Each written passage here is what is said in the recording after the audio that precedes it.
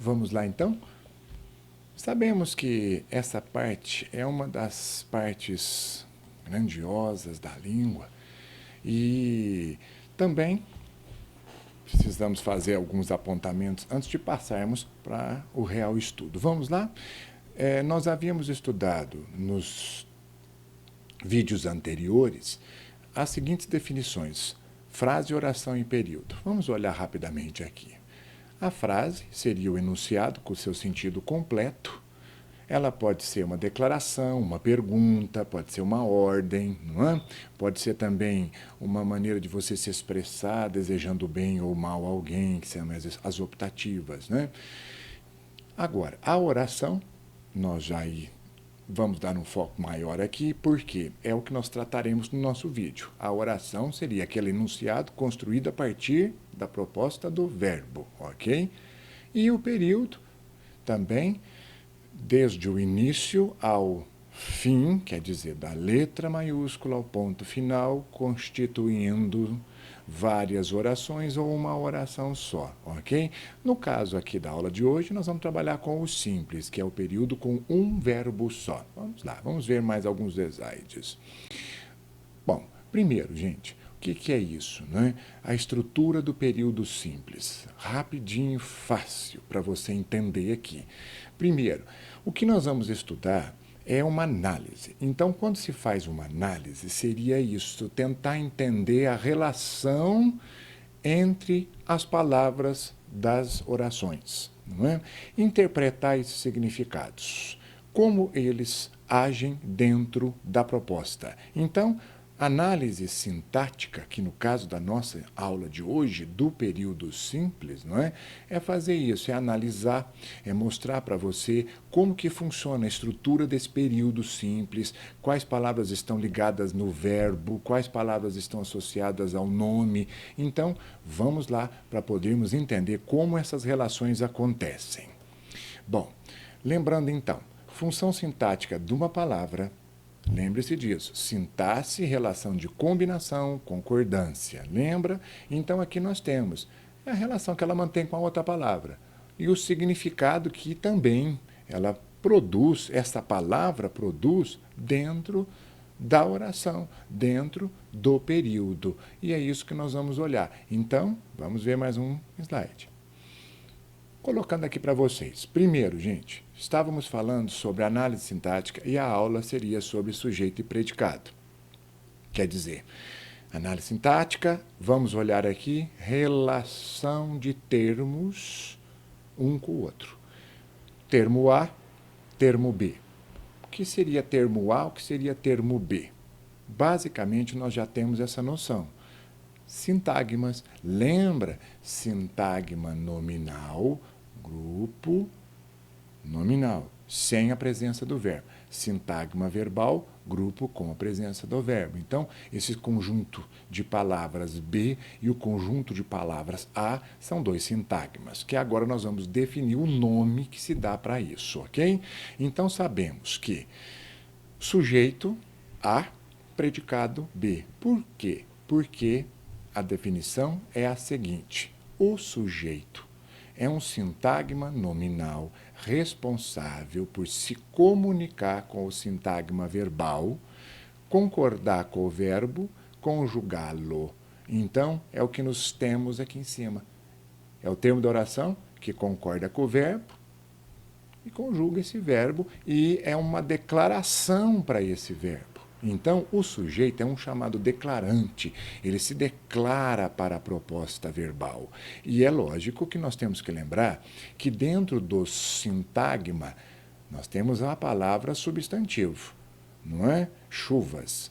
E dentro do outro sintagma, B, danificou. Por que danificou está no singular? Porque chuva também está no singular. Sabendo disso, existe então essa relação sintática entre A e B.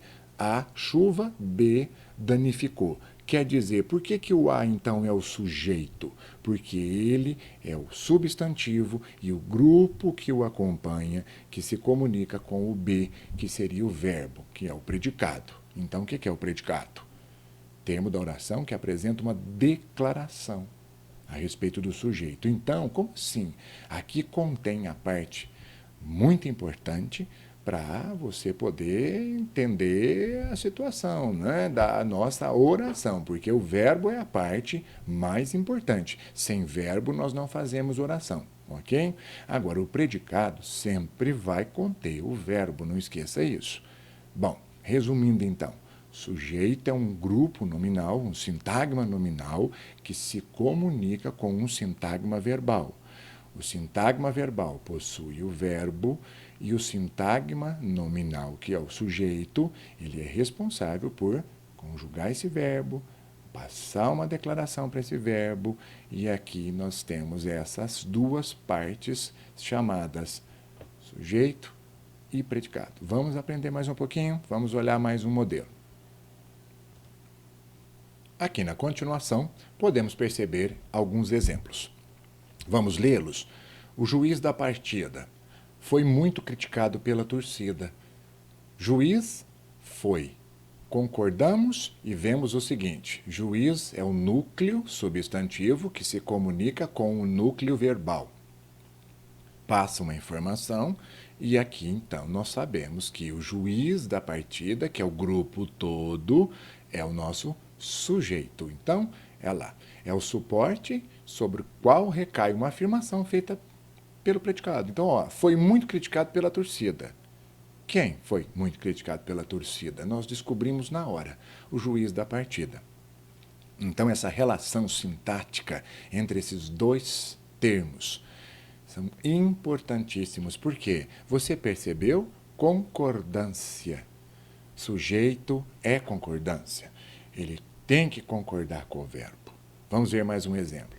Os agricultores, olha o verbo, plural, estão. Não há outra maneira. Quer dizer, o sujeito comunica-se com o predicado. Então, estão plantando mais soja. Para tentarmos descobrir, podemos até já ir perguntando quem estão plantando, né? Os agricultores. Nós conseguimos ver a declaração para cá. Oh. E aqui, as manhãs de domingo são tranquilas. Manhãs. Manhãs são tranquilas. Olha o substantivo nuclear. As outras palavras não são o núcleo. Elas acompanham o núcleo. Por isso é que nós chamamos, vamos lembrar isso, de sintagma. Mas o núcleo é que comunica-se com o núcleo. Então, núcleo substantivo, sujeito, núcleo predicado, verbo. Muito bem, seria isso. Ok, crianças? Só para lembrar, predicado então, vamos dar uma lida? Ó, sempre por meio de um verbo, projeta uma informação sobre o sujeito. Fica aí para você depois dar uma pausa, sempre lembre-se disso, os vídeos precisam ser pausados, e aí você volta para depois continuar com o seu estudo. Qualquer dúvida, reveja e vamos para frente. Reforçando mais uma informação, lembrem-se, quando nós tivermos sujeito e predicado, podemos ter apenas uma palavra para representar cada um. Acidentes acontecem. Então, o predicado acontecem, olha lá, está ligado, obviamente, em acidentes. Quer dizer, não podemos deixar de perceber que existe esse afinamento de concordância de uma palavra com a outra. Tanto que aqui se diz que a palavra essencial é o verbo, a palavra essencial do predicado é o verbo, né? E então, ele simplesmente pode ser uma palavra que seria o próprio verbo, ok? Vamos ver mais um modelo. Meninos, vamos agora para cá. Pensemos, acontecem com frequência nos grandes centros urbanos do Brasil, mesmo que o predicado contenha várias palavras. Lembrem-se de que o sujeito, que seria o substantivo, ele vai se comunicar com o núcleo. Então, foi isso que eu falei para vocês. Nós podemos ter várias, nós não podemos nos confundir com isso. O que nos interessa, então, para nós afinarmos sujeito e predicado? O verbo e o substantivo nuclear. Ok? Então, aqui nós temos acidentes, de novo acontecem. Mas aí nós colocamos várias outras palavras para que você veja que isso aí independe, não é? De comunicação entre verbo e sujeito. Não se esqueça disso. Bom, mais um modelo. Vamos agora falar algumas coisas aqui importantes. Vamos ver esses dois casinhos aqui. O seu telefone celular não parou de tocar. Então, vamos de novo. Aqui embaixo, nós temos umas informações a mais, não é? Vamos falar um pouquinho sobre isso já nas próximas, não é, apresentações aqui, nos próximos slides. Gente, então nós temos, o que seria o sujeito? A declaração para o parar. Olha lá, termo sobre o qual algo se, está vendo? Se declara algo. Então, seria um declarante, é uma proposta de declaração nominal. E aqui existe o predicado que recebe toda essa informação, fazendo essa ponte, não é? Olha só, entre o substantivo telefone e o verbo parou. Fácil. Agora, a apresentação que nós vamos te dar futuramente aqui, nós sabemos que esses três casinhos mencionados aqui, ó, é como o predicado se comporta, ok? Na aula específica, você saberá. Ele pode ser verbal, ele pode ser nominal e ele pode ser verbo nominal. Por quê? Na aula de hoje, nós vamos falar mais sobre o sujeito, não é? E a gente sabe muito bem que esse sujeito pode também receber nomes. Olha que legal, ó. Determinado ou indeterminado. Vamos ver agora nos próximos slides todos esses casos, ok? Mas fica aqui, então, uma proposta importante. Termos essenciais. Quem são? Sujeito e o predicado. Uma coisa é lógica. Às vezes o sujeito não aparece, mas nem por isso ele deixa de ser chamado essencial. Agora, o predicado, não tem como. Ele é essencial de qualquer maneira, porque sem ele nós não construímos oração. Então, por isso é que a gramática te diz, em análise sintática, os termos essenciais são sujeito e o predicado. De todos os slides que nós já vimos anteriormente, agora você está escutando essa informaçãozinha, não é? Não vá se esquecer então, tudo bem? Vamos ver outro slide. Olha esse exemplo, meninos. A cárie é uma doença infecto-contagiosa. Muito bem. O que nós estamos falando novamente? Termos essenciais. Primeiro, cárie já está corretíssimo. O que nós acabamos de ver? Isso aqui é uma informação que vai se comunicar com a outra informação do texto. Então, na concordância, isso tem que ficar muito claro para todos nós. O predicado, ele sempre vai receber informações que vêm ali do sujeito, quando o sujeito existir. Por isso é que são dois termos de grande relevância dentro da língua portuguesa. Ok? Vamos mais. Agora aqui, eu vou te mostrar como você pode encontrar esse termo chamado sujeito. Há algumas dicas que nós podemos te passar. Primeiro, vamos achar o verbo. Segundo, vamos fazer umas perguntas a respeito desse verbo. Quem é ou o que é? Pode ser por aqui.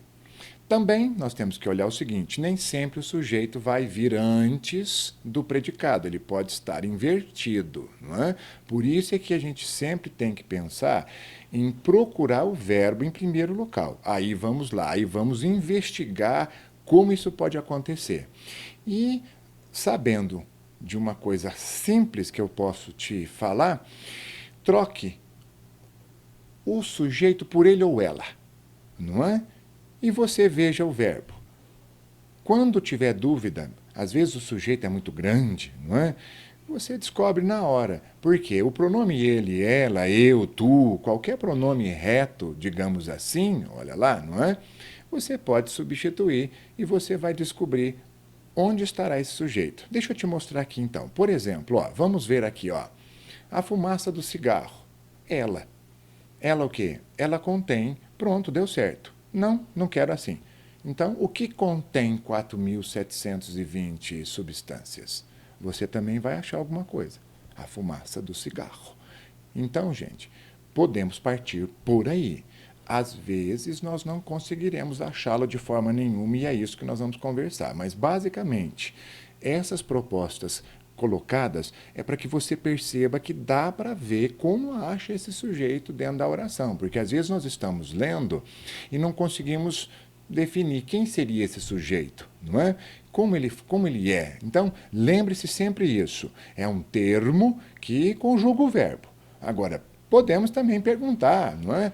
Por exemplo, para o verbo aqui de baixo, ó, o que castigam os transgressores dos seus costumes? Vamos achar todos os povos do mundo. Podemos trocar por eles. Eles castigam. Quer dizer, para no caso aqui, encontrarmos o sujeito, essas dicas são muito boas, elas ajudam, ok? Mas há outras maneiras também de raciocinarmos em cima dessas propostas, ok, meninos? Vamos então passar para cá. Olha só. Agora aqui, prezado estudante, vou deixá-los com o vídeo para que você vá parando a apresentação, para que você veja aqui algumas informações também a mais por questões de estudo, ok? Isso aqui está aí sendo apresentado, nós já falamos, ok? Anteriormente. Mas por questões didáticas e de estudo, porque sabemos que você está aí estudando em sua casa, você poderá parar, ler com mais calma, ok? E seguirmos com a nossa aula aqui. Então, agora deixarei-os simplesmente com a imagem para que você leia rapidamente, ok? Pare o vídeo, faça as suas anotações, nós voltamos com você em segundos.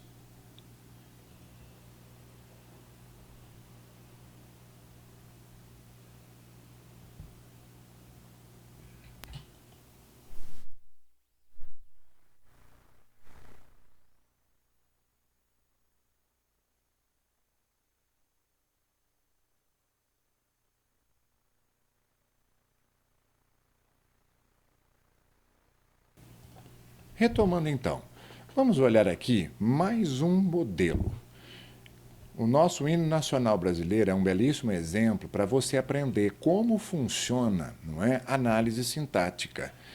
Nós já falamos, sabemos que as palavras não precisam estar colocadas em ordem, elas precisam ter sintaxe para ter sentido e nós conseguimos entender. Por quê? Vamos fazer aqui o que nós estamos te ensinando. Como é que funciona sujeito? Sujeito não é uma declaração para o verbo?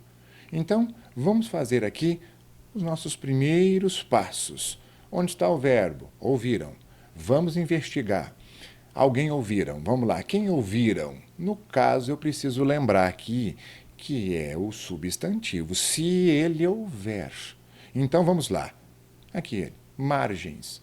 Margens ouviram. Nós estamos com o nosso sujeito e o nosso predicado completos. Mas, eis o problema. O sujeito é longo e o sujeito está todo fora da ordem. Nós chamamos isso de hipérbato. É uma maneira da nossa língua de passarmos, não é, várias formas de construção, mas não na ordem, por algum motivo. Aqui seria um motivo sonoro. Não é? Nós sabemos que as sílabas aqui foram todas colocadas nessa ordem para fazer essa harmonia aqui. Agora, nós estamos olhando como nós tratamos esses dois termos. Então, como que ficaria aqui o nosso sujeito? O sujeito é tudo isso daqui, ó. As margens plácidas do Ipiranga. Olha lá. Elas ouviram. Então, elas ouviram o quê? O brado retumbante de um povo heróico. A parte de baixo, por enquanto, nós vamos deixar para um próximo encontro. Mas a parte superior, que seria o primeiro verso, não é? Olha só, margens. Então, as outras palavras do sintagma nominal aqui, todas acompanham margens. Por quê? As margens plácidas. As margens plácidas do Ipiranga. Pronto. Então, ouviram. É isso. Fica a dica para você, querido estudante. O sujeito aqui está posposto. O que é isso? Posto depois do verbo.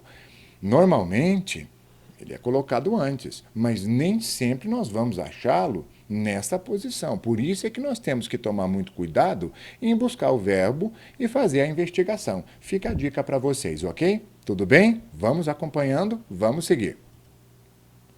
Bom, nesta parte aqui da aula, chegamos ao momento de te apresentar quais são os tipos de sujeito. Isso é muito importante para todos nós falantes da língua. Por quê? É como saber como esse termo essencial funciona. Então, vamos começar aqui com alguns apontamentos. Primeiro, eu vou grifar para vocês aqui. Ó, gente, sujeito, ali, ó, você está vendo? Determinado. O que seria isso? Não é? Esse sujeito determinado. É quando nós encontramos um substantivo, que no caso aqui do nosso modelo, vou riscar aqui para você ver, ó, turistas. Como assim? Sabemos que esse substantivo ele vai se comunicar com esse verbo aqui, ao lado do predicado. Quer dizer, só por isso? Sim. Está determinado. Ele está ali presente. É a informação que você tem para saber quem dizem maravilhas sobre o rio. Então, há uma determinação para saber quem dizem. Então, no caso, turistas. Por isso é que nós temos aqui, então, o famoso sujeito determinado, ok? Quer dizer que, sendo o substantivo apontado, claro, escrito para nós, sabendo que ele vai se comunicar com o predicado, então não há saída, ele está determinado. Nós sabemos muito bem quem dizem, aqui no caso, sobre o rio, não é? Tudo bem? Vamos ver mais um outro modelinho, então. Ok. Meninos, sabendo que o sujeito, então, pode ser simples. Como assim? O sujeito pode ser simples, determinado, simples. Vamos esclarecer? Eu tinha dito que o sujeito podia ser o que mesmo, gente? Determinado, não é? Mas agora, por que simples? Fácil. Porque, olha só aqui, ó, nós temos, no caso da figura, um único núcleo, uma única palavra nuclear que vai se comunicar com esse verbinho aqui, ó, não é? Ali no predicado. Quer dizer, meninos, o sujeito então pode ser simples? Sim. Por quê? Porque ele possui um único núcleo, olha só, que vai fazer a comunicação com o verbo lá do predicado.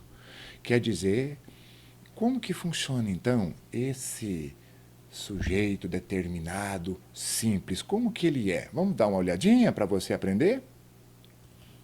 Olha só, pode ser um substantivozinho aqui, ó. Olha lá, por exemplo, vamos lá. O zelador, olha ali. O zelador. Zelador, uma palavra só, substantivo único, compareceu. Sujeito simples, determinado. Pode também ser um pronome, ó. Por exemplo, ninguém. Os pronomes substantivos, porque eu não estou entendendo o pronome substantivo aqui. Ninguém já possui ali dentro uma pessoa, no caso, nós não sabemos quem é, mas a gente tem na cabeça que é um João, um José, uma Maria, não é? Então, por isso que a gente chama pronome substantivo. Ele troca o substantivo por um pronome. No caso aqui, o ninguém. Olha lá, nós não sabemos quem é, mas ninguém mesmo. Então, simples. Uma palavra, olha o verbo, concordando. Então, ninguém dorme, beleza? Outro probleminha. Olha essa palavra aqui, ó. A morena. Olha lá. Você deve estar perguntando, mas por que isso pode ser o sujeito? Qualquer palavra que faça o trabalho do substantivo, digamos, qualquer palavra numeral, olha isso, gente. Aqui no caso, a morena, olha ali, nós substantivamos a característica, a morena, então é uma moça, olha só, uma mulata aqui, né? Então a morena respondeu ao convite com um sorriso, quer dizer, a morena respondeu, comunicando-se uma palavra com o verbo, um núcleo substantivo com o verbo. Tranquilo? Vamos lá? Vamos olhar aqui este exemplo comigo? Muitas pessoas definem sujeito de uma maneira muito errada. Às vezes é quando perguntamos em sala de aula, o que é? Defina sujeito. O menino já vem com aquela frase, sujeito é aquele que faz a ação da frase. Cuidado, não é isso. O que nós falamos até agora aqui, alguém te disse que sujeito é quem faz a ação? Nós não falamos sobre isso. Pode sim fazer ação, às vezes também não. Mas o mais importante, então, é definirmos de antemão que sujeito, lembra, pessoal, é um sintagma nominal constituído com um núcleo ou vários núcleos, podemos pensar assim, e esse núcleo vai se comunicar com o verbo. Agora, vamos ler esse exemplo aqui? Olha lá, ó. Policiamento é reforçado no entorno da PF, da Polícia Federal, de Curitiba após prisão de Lula. Um exemplozinho mais antigo aí, não é? Mas dá para nós percebermos o que aconteceu aqui. Vamos fazer aquelas perguntas? Quem é reforçado? Olha o verbo. Primeiro procura o verbo. Quem é reforçado ou o que é reforçado? E aqui nós vamos descobrir a palavra policiamento. Olha só. Então, policiamento é o nosso sujeito. Mas você deve estar perguntando, não é? Quem faz a ação aqui? Nós não temos aqui, a polícia que reforçou. Você percebeu? Então não justifica o aluno vir com essa definição. Nós sabemos então que sujeito é uma declaração, olha só, para o predicado que contém o verbo, concorda com ele, conjuga esse verbo, olha só, e além disso passa uma informação. Aqui no caso nós sabemos, olha lá, ó, alguém reforçou o policiamento, que foi a Polícia Federal. Mas ninguém informou para você que isso é sujeito. Então, quem é o sujeito? Policiamento. Eu coloquei bem este exemplo aqui, porque para ficar claro para vocês que existe também a famosa voz do verbo, que nós falaremos em próximos, não é? Encontros, e isso é muito importante. Neste caso, já vamos adiantar aqui, isso aqui é voz passiva. Por quê? Porque o sujeito é passivo, o sujeito não faz ação. Então, o sujeito pode fazer ação ou não. Neste caso, ele não fez ação nenhuma e é sujeito assim mesmo. Então, fica a dica para você, não se confunda, ok? Vamos continuar. Ok, vamos aqui olhar mais um probleminha da nossa língua. Olha essa frase de Rubem Braga. Retirei-me imensamente satisfeito daquela primeira aula. Vamos começar aqui um bate-papo? Cadê o sujeito? Onde ele está? Não está escrito. Boa fala. Nas provas, Enem e outros vestibulares, é muito importante entendermos a funcionalidade desse termo chamado termo essencial sujeito, para saber como ele funciona dentro do texto, dentro da proposta, da fala, da escrita. Nós sabemos que nossa língua ela sofre flexão na parte verbal. Então, aqui no caso, qual a necessidade de escrever quem retirou? Não precisa. Então, sabendo disso, meninos, o que a gente tem que ter essa noção? Quem retirou? Aqui no caso, quem? Eu. Então, por que não precisa? Porque você já entendeu. O predicado passou para você esse recado sem você nem ter escrito o sujeito para nós ou nem ter falado. Quer dizer, o que é isso? Nós chamamos, gente, isso de uma determinação, porque você sabe quem se retirou. Por isso é que é determinado. E ele recebe um nome chamado elipse. Então, às vezes, vocês vão ter essas perguntas. A pessoa diz, onde houve uma elipse? O que é isso, elipse? Apagamento. Apagamento de qualquer palavra. No caso, que palavra eu apaguei aqui? O sujeito. Ah, mas então agora não existe, ele não está determinado. Não fale isso. Está sim. Ele está muito bem esclarecido, só que não foi escrito. Por quê? Coesão. Existe uma proposta coesiva que você deve estar de novo perguntando o que é isso, não é? Lembra dos slides anteriores, das aulas anteriores que nós falamos sobre isso? São as conexões que nós fazemos para que o texto fique agradável. E, às vezes, repetir muitas palavras não é bom. Então, o uso do sujeito elíptico é isso. Ele apaga pela não necessidade de informar para o predicado quem é o sujeito. Olha que coisa. Então, há outros nomes que nós podemos te dar. Esse que eu te falei chama-se sujeito elíptico, pode ser, pela elipse, não é? Podemos também ter sujeito determinado. Esse nome é muito grande, eu prefiro um menor, mas este existe também. Algumas belas universidades, Unicamp, não é? A famosa Universidade de Campinas, ela costuma, nos enunciados, mencionar determinado implícito na desinência verbal para o menino, para o aluno, no caso você, meu querido estudante. O que é isso? Como assim? Desinência é quando nós sabemos com que pessoa nós estamos nos comunicando com o verbo. Então a desinência mostra isso. É um morfeminha, é um pedacinho, né, de palavra que você olha no verbo e percebe eu, tu e o ele. São as pessoas do discurso. No caso aqui, quem é? Eu. Por quê? Porque eu olhei aqui no final a desinência. Ó. Por isso que aqui nós temos desinência verbal, implícito, colocado ali na desinência, né? Bom, existe uma outra fala que ela existe por métodos aí digamos, didáticos, mas ela não é reconhecida pela gramática, nossa gramática aqui, pela NGB, ok? É o famoso determinado oculto. Muitos professores dizem sujeito oculto para facilitar a vida do aluno, né?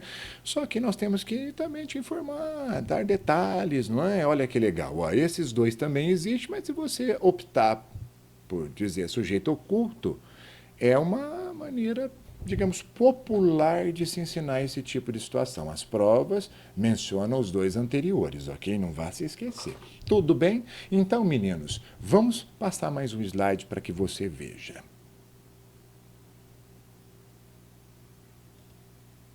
Neste nosso modelinho aqui, olha que interessante.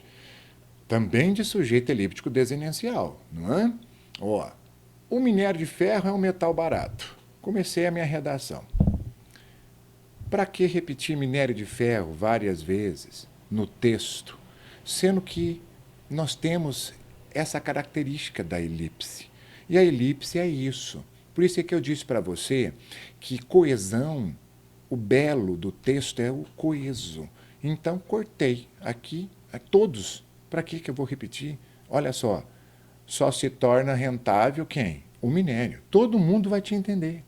Olha lá, quando ele é extraído, um alto teor de concentração e é transportado, olha aí lá, que legal, até o consumidor final com um baixo custo, tá, e eficiência. O minério nacional é o melhor do mundo, mas é abundante. Bom, ficou claro para você, então, por que existe um sujeito chamado desinêncial ou elíptico? Para isso, não se esqueça dessa fala.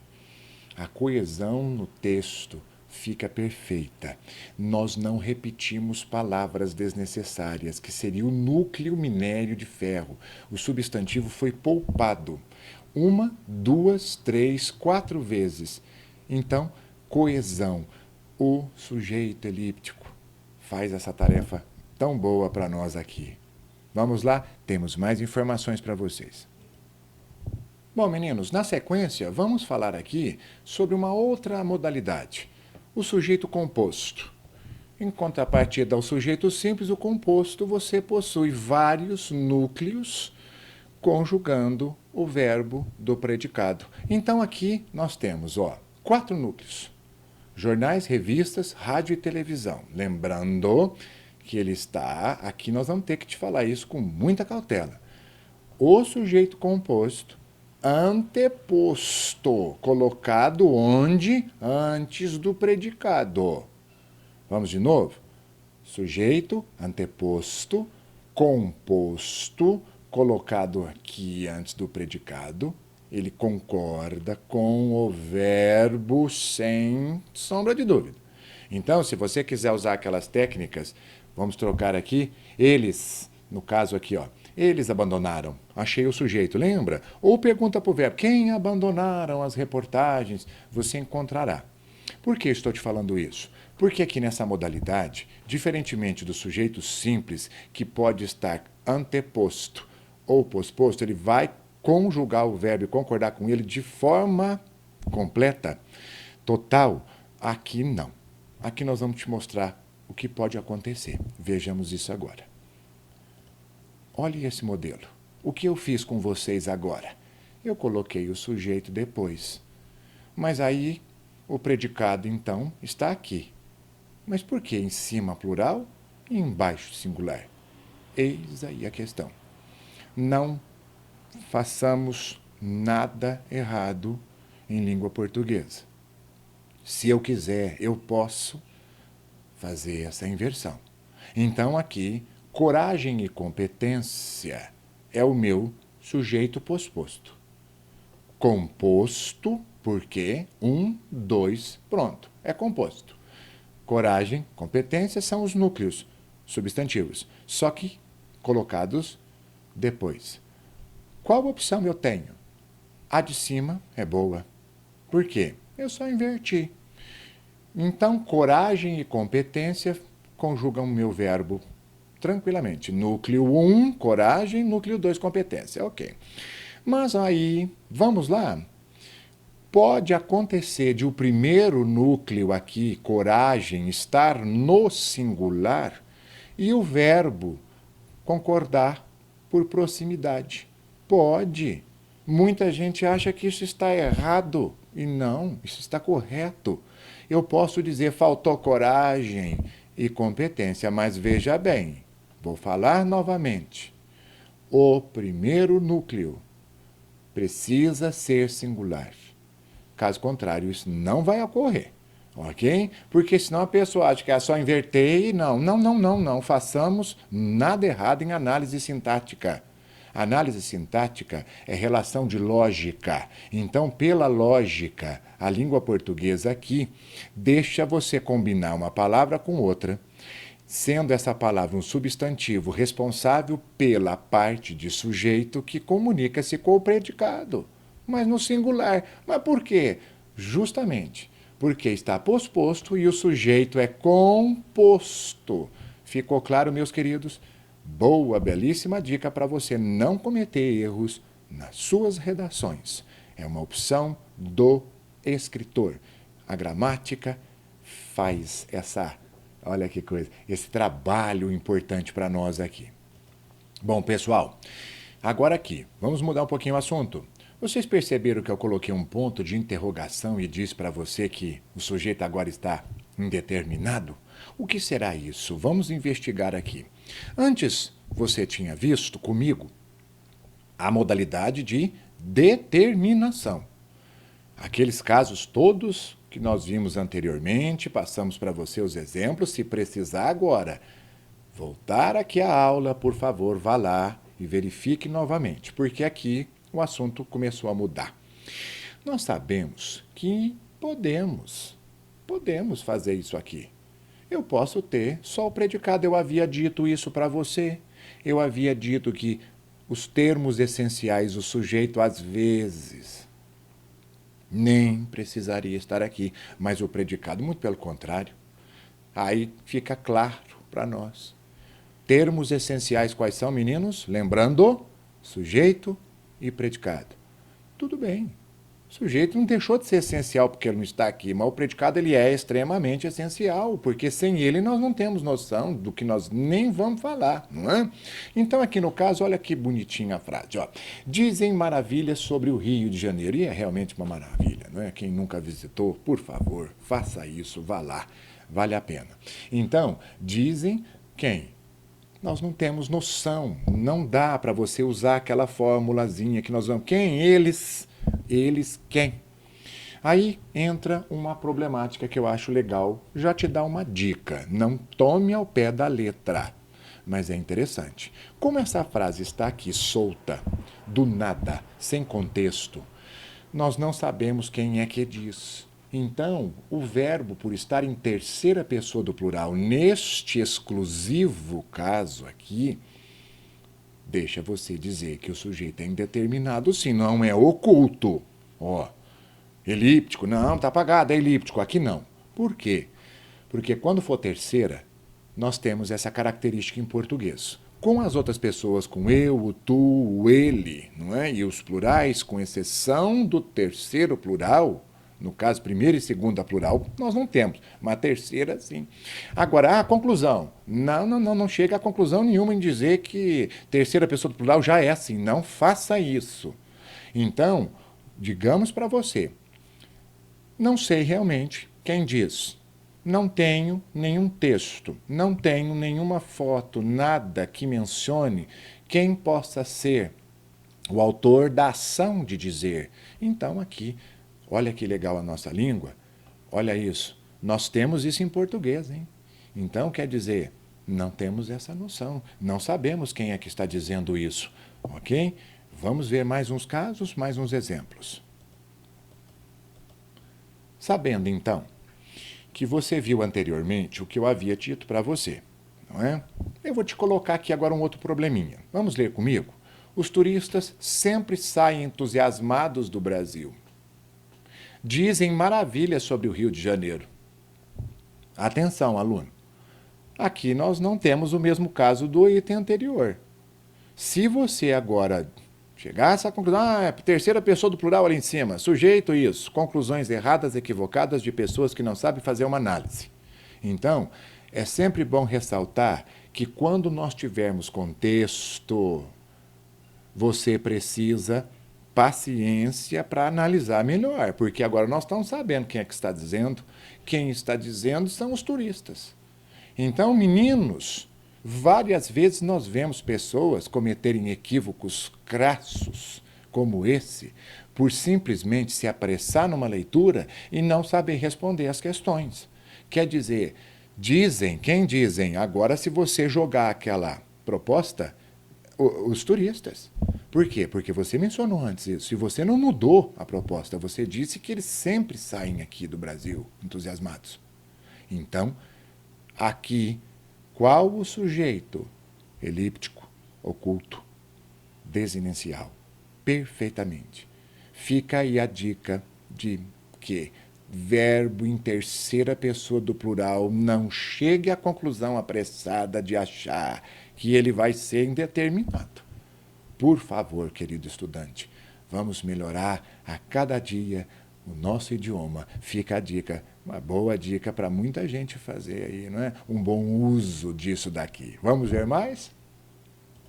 Olha, nesses dois modelos aqui, eu vou ser mais breve porque nós realmente entraremos nesse detalhe da palavra ser em um vídeo específico e vai ser muito bom para nós. Mas a explicação agora é a seguinte: eu posso usar sujeito indeterminado também colocando esta palavra aqui, ok?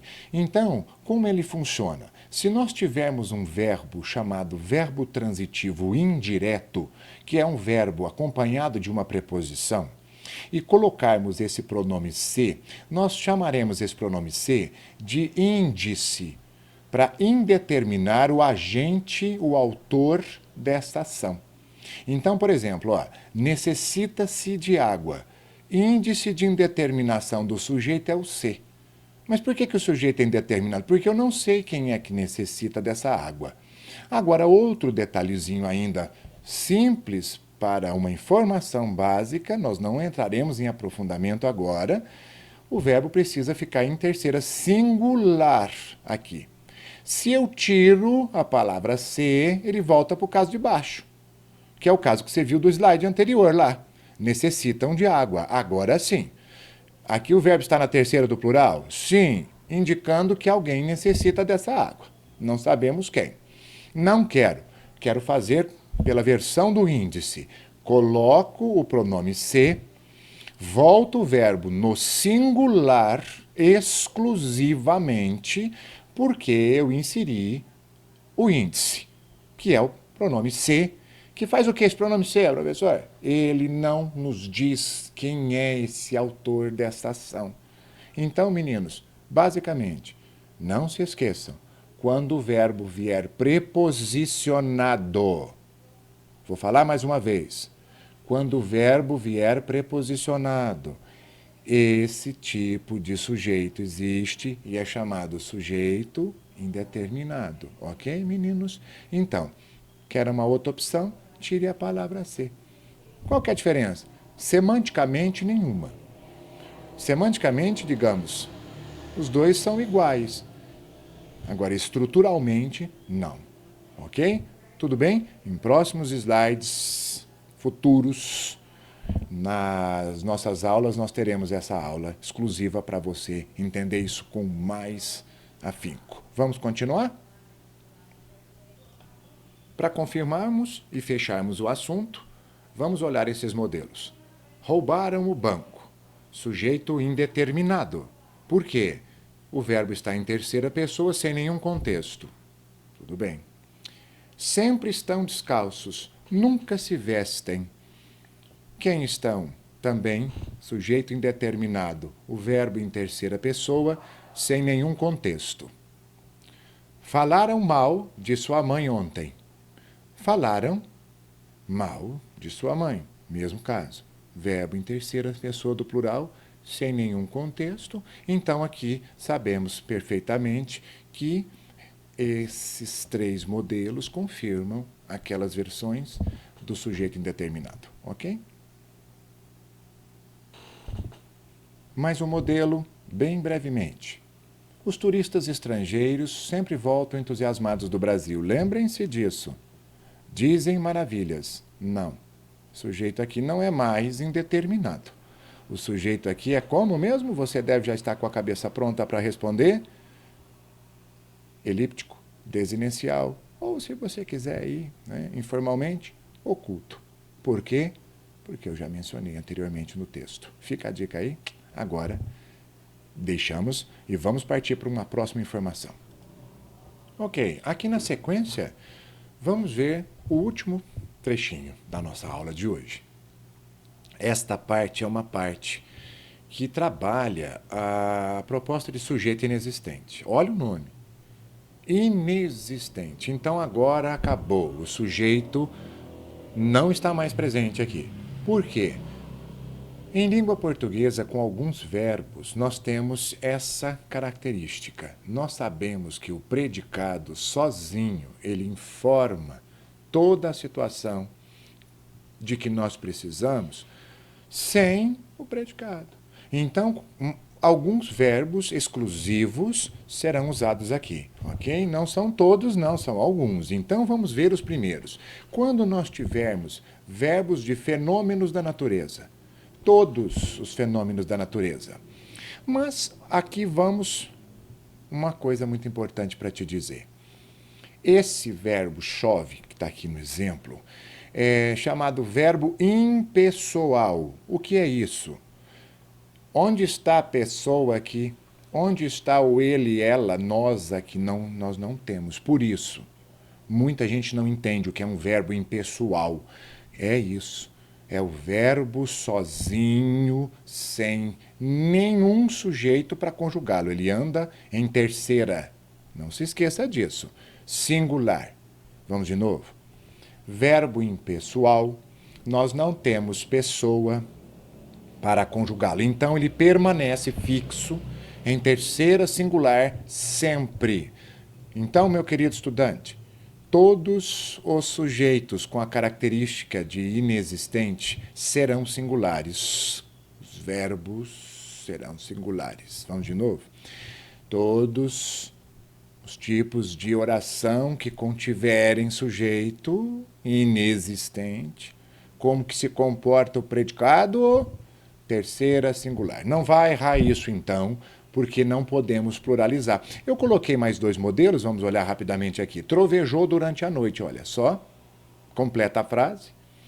Amanhece na paisagem desolada de areia. Olha o Oswald aqui com um exemplo também bonito.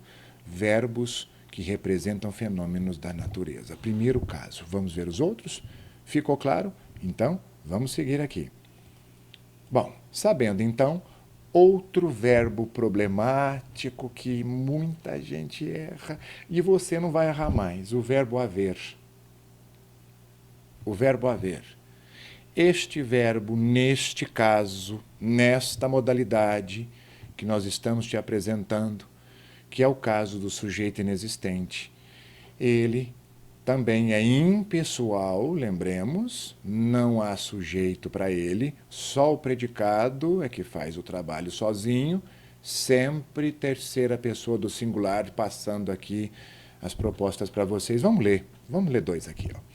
Em guerra, não há vencedores. Se esse verbo haver for neste sentido de acontecer, de existir, no sentido, não no uso, vamos falar novamente, no sentido, ele vai ser impessoal, o haver. Então, há 40 anos, passado. Então, pode indicar tempo passado também, hein? Olha só, tá vendo que legal? Quer dizer, então, se você olhar, há pessoas em dúvida, o verbo na ideia de existir, normal. O que significa isso? O sujeito não existe. Muito bem. O verbo está em terceira singular. Pode também falar do passado, há anos, há 40 anos. Não podemos falar há 40 anos atrás. Ou você opta 40 anos atrás, ou você diz há 40 anos. Senão nós vamos fazer aqui uma redundância. Isso fica errado. Então aqui o verbo haver, nesta modalidade, vou frisar isso, ele funciona como verbo impessoal e o sujeito não existe e é o predicado que faz a tarefinha aqui. Tudo bem? Vamos ver mais um outro slide? Mais um casinho. Olha que interessante isso daqui. Eu havia dito para você que o verbo haver, no sentido de existir, ele não é pluralizado e o sujeito não existe, o predicado está aqui. Então, há flores no jardim. Olha que belíssimas flores. Mas eu posso escrever isso de uma outra maneira, usando um outro verbo.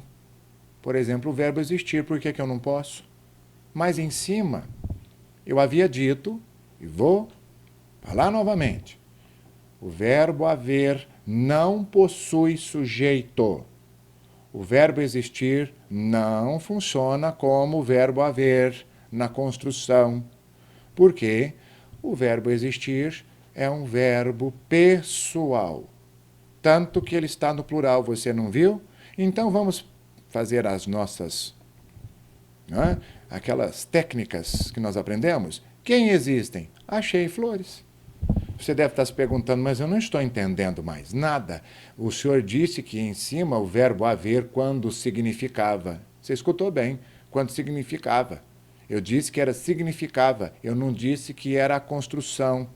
Então, embaixo, a construção é outra e o verbo é outro. Então, o verbo existir, ele é pessoal. Em cima, o verbo haver, quando ele significa existir, ele é impessoal. Foi isso que nós dizemos. Então, ficou claro agora. Na hora de uma reescrita, lembre-se, flores existem. Então, flores é o sujeito que conjuga o verbo existem. Ok, meninos? Fica aí, então, para vocês. Olha lá, ó, em 1 o sujeito é inexistente, em 2 o sujeito é flores. Olha só, meninos, cuidado. A nossa língua ela precisa ser muito bem tratada para nós não cometermos erros gravíssimos, porque isso aqui são erros de concordância. Se pluralizarmos em cima, então, fica muito ruim, ok?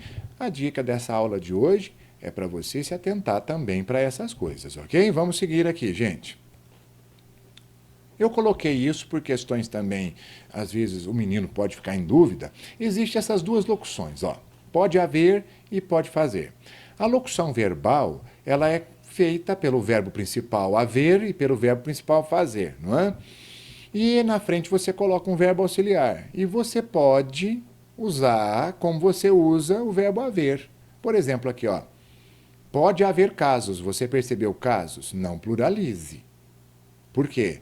Porque eu havia dito para você que o verbo haver, olha lá, ó, aqui ele é impessoal. Então muita gente erra, fala, podem haver casos. Olha o erro. Erro grave. Isso não pode acontecer. Então, pode haver, deve haver, plural. Não, plural não pode. Não. Ah, mas o sujeito está... Olha lá, como assim o sujeito aqui? A pessoa já está falando coisa errada. Ele acha que sintomas é o sujeito. Como que é o sujeito do verbo haver? Verbo haver, sujeito é inexistente. Então fica a dica aí para você. Olha lá, ó, pode haver, deve haver. Sempre singular. Muita gente pluraliza isso. Ok, meninos? E o fazer nós vamos falar agora. O fazer, nos próximos slides que nós vamos ver, ele fala do tempo. Igualzinho, idêntico ao haver. Só que aqui é tempo. Ó, pode fazer 1 ano. Mas e 8? Deve fazer o pode, não vai falar podem, por favor, hein? Então, olha lá, deve fazer, pode fazer 8 semanas, tá bom? Vamos ver agora o fazer com mais detalhes, porque o haver nós já esclarecemos para você. Vamos lá.